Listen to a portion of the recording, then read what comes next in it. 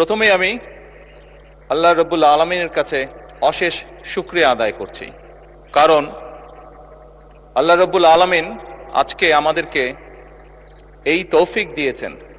মাননীয় স্পিকার, আপনি এবং আমরা সহ আজ আমরা একটি ফ্যাসিবাদ মুক্ত পরিবেশে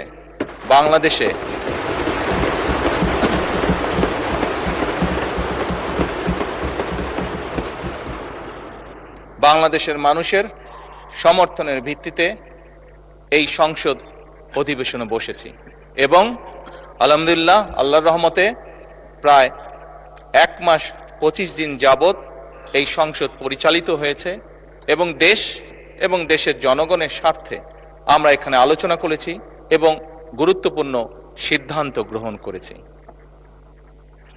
মাননীয় স্পিকার, বক্তব্যের শুরুতেই আমি শ্রদ্ধার সঙ্গে স্মরণ করতে চাই 1971 সালে স্বাধীনতা যুদ্ধে এই দেশের স্বাধীনতা অর্জন করতে গিয়ে যে সকল শহীদ আত্মত্যাগ করেছেন, যে সকল মানুষ শহীদ হয়েছেন।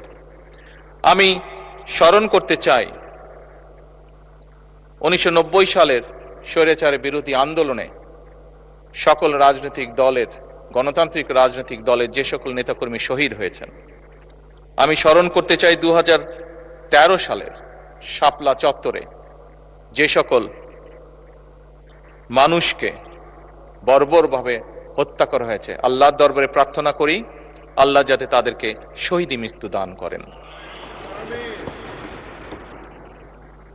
মাননীয় স্পিকার, আমি স্মরণ করতে চাই 2009 সাল থেকে 2024 সালের 5ই আগস্ট পর্যন্ত এই দেশের মানুষের কথা বলার অধিকার, রাজনৈতিক অধিকার, অর্থনৈতিক স্বাধীনতা অধিকার যেটা ছিনিয়ে নেওয়া হয়েছিল, সেই অধিকার পুনঃপ্রতিষ্ঠার জন্য যে সকল মানুষ আত্মত্যাগ করেছেন প্রত্যেকটি মানুষকে আমি স্মরণ করতে চাই, তাদের আত্মার মাগফিরাত কামনা করতে চাই। একই সাথে এই দীর্ঘ 1 যুগেরও বেশি সময় ধরে সকল রাজনৈতিক দল যারা গণতন্ত্রে বিশ্বাসী, যারা রাজপথে থেকে দুর্বার প্রতিরোধ গড়ে তুলেছিল স্বৈরাচারের বিরুদ্ধে, এবং সেই রাজনৈতিক দলের যে সদস্যরা বিভিন্নভাবে আহত হয়েছে তাদেরকে শ্রদ্ধার সঙ্গে আজকের এই সংসদ অধিবেশনে আমি স্মরণ করতে চাই। মাননীয় স্পিকার, আজকের এই সংসদ, মাননীয় সম্মানিত বিরোধী দলীয় নেতা সঠিকভাবেই বলেছেন যে আজকের এই সংসদের দিকে সমগ্র বাংলাদেশ তাকিয়ে আছে। এই সংসদের দিকে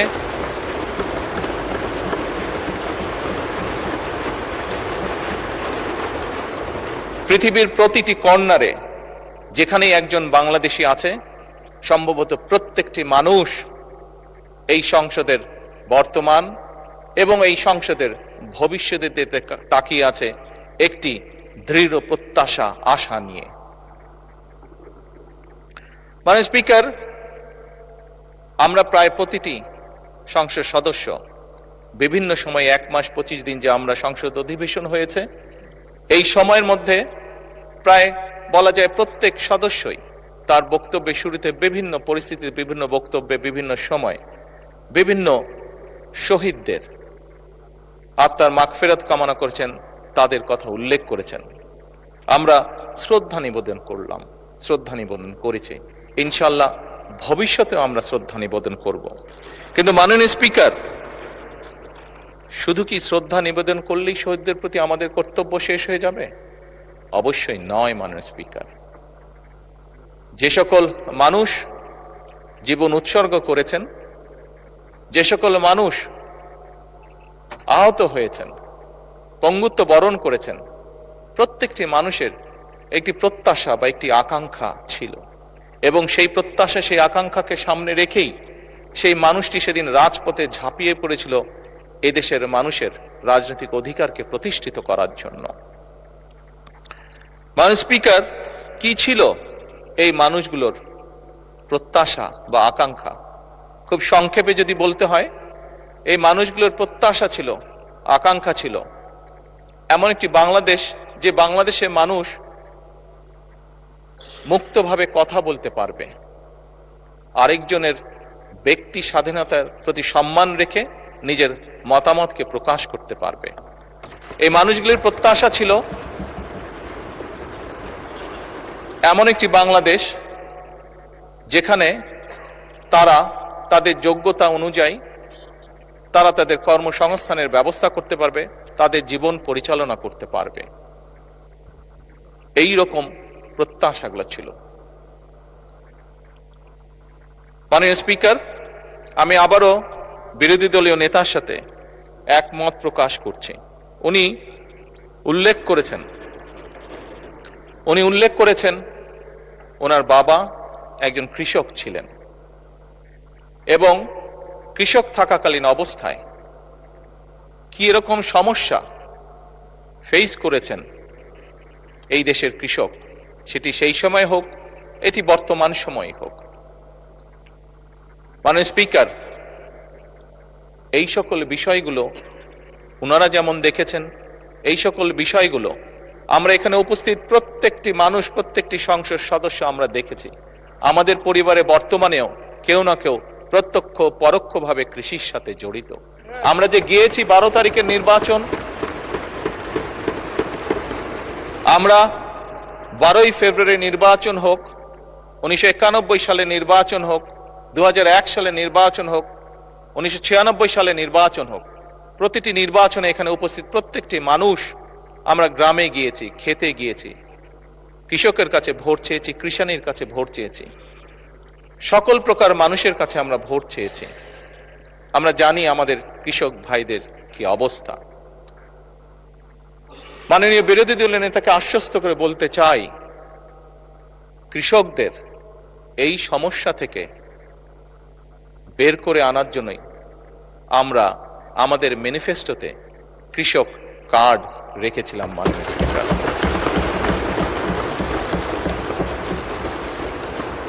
আবারও নির্দ্বিধায় বলতে হবে, আল্লাহ রব্বুল আলমের কাছে শুকরিয়া আদায় করা ছাড়া কোনোই উপায় নেই। আল্লাহর রহমত ছিল বলেই বাংলাদেশের মানুষের সমর্থন নিয়ে আমরা সরকার গঠন করার পরে দ্রুততার সাথে আমরা চেষ্টা করেছি সেই কৃষক ভাইদের পাশে দাঁড়ানোর জন্য।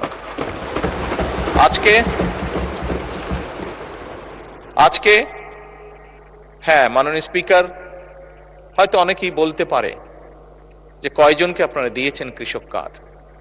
আমরা দেওয়া শুরু করেছি মাননীয় স্পিকার, পর্যায়ক্রমিকভাবে।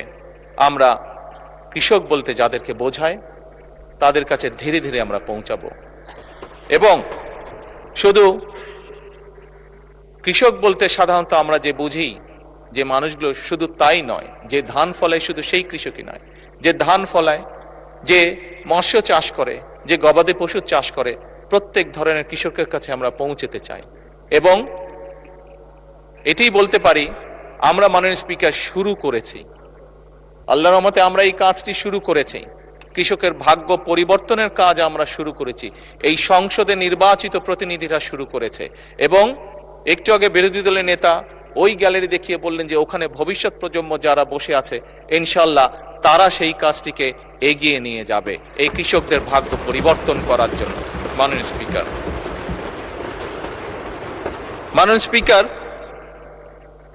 খুব সঠিকভাবে বিরোধী দলের নেতা বলেছেন এই দেশের শিক্ষা অঙ্গন বা ছাত্রদের কথা।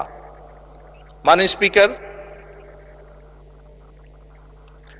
আমরা অবশ্যই চাই না যে আমাদের যে শিক্ষা অঙ্গনগুলো যে অবস্থা, শিক্ষার্থীদের যে অবস্থা, সেটি এরকম থাকুক, সেটি অবশ্যই পরিবর্তিত হোক। মাননীয় বিরোধী দলীয় নেতার এক সন্তান ব্রিটেনে থাকেন। যেভাবেই হোক রাজনৈতিক কারণে বহু বছর আমাকেও ব্রিটেনে থাকতে হয়েছিল। আমি দেখেছি সেই দেশের স্কুলগুলি কেমন। যখন স্কুলগুলো দেখতাম, সেই দেশের স্কুলের বাচ্চাদেরকে দেখতাম, এই বাংলাদেশের একজন নাগরিক হিসাবে রাজনীতির সাথে জড়িত আছি বলেই খুব স্বাভাবিকভাবেই মনে হতো, আহা, আমার দেশের স্কুলগুলো কেন এমন হতে পারে না।